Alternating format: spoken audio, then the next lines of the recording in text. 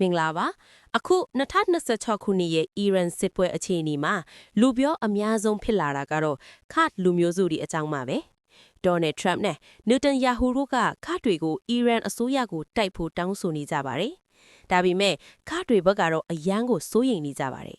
ဘာဖြစ်လို့လဲဆိုတော့ခတ်တွေဟာအမေရိကန်ရဲ့အသုံးချပြီးပစ်ထားခဲ့ခြင်းကိုအကျဉ်းချင်းခံရလို့ပါပဲ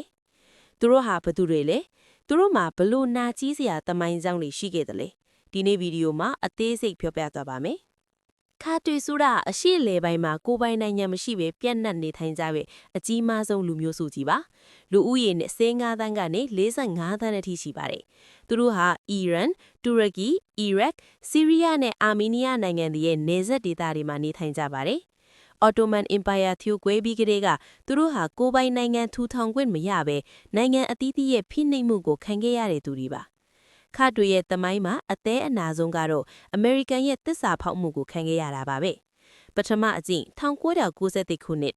အီရတ်မှာစတန်ဟူစိန်ကိုတော်လှန်မှုအမေရိကန်ကတိုက်တွန်းခဲ့တဲ့ခါတွေအုံကြွလာတဲ့အခါမှာတော့အမေရိကန်ကလှည့်မကြည့်ပဲပစ်ထားခဲ့လို့ခါတွေအစုလိုက်အပြုံလိုက်အသက်ခံခဲ့ရပါတယ်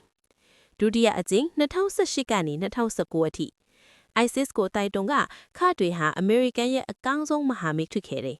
ဒါပေမဲ့ ISIS တွေရှုံးသွားပြီးတဲ့နောက်ဆီးရီးယားကနေအမေရိကန်တပ်တွေကိုရုတ်တရက်ရုပ်သိမ်းလိုက်လို့ခါတွေဟာတူရကီရဲ့တိုက်ခိုက်မှုကိုအကာအကွယ်မဲ့စွာရင်ဆိုင်ခဲ့ရပါတယ်။တတိယအကြိမ်2019ခုနှစ်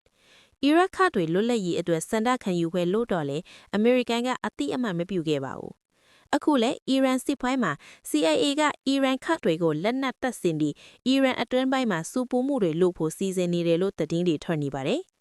အီရတ်ရဲ့ထိပ်တန်းခတ်ခေါင်းဆောင်ရှန်နက်စ်အီဘရာဟင်အာမတ်ကတော့ငါတို့ကိုနိုင်ငံခြားအင်အားကြီးကြီးရဲ့အသုံးချကလက်နက်လို့မဆက်ဆံနဲ့လို့ပြက်ပြက်သားသားပြောထားပါတယ်။ခါတွေဟာတောင်တန်းတွေကလည်းငါတို့မှမိတ်ဆွေမရှိဘူးလို့ပြောလိရှိပါတယ်။အခုတစ်ခေါက်ထရမ့်ရဲ့ကမ်းလှမ်းချက်ဟာခါတွေအကတကယ်ပဲလွတ်လပ်ရေးလမ်းစာလားဒါမှမဟုတ်အရင်ကလိုပဲအသုံးချပြီးဖြစ်ထားခဲ့ရအောင်မလား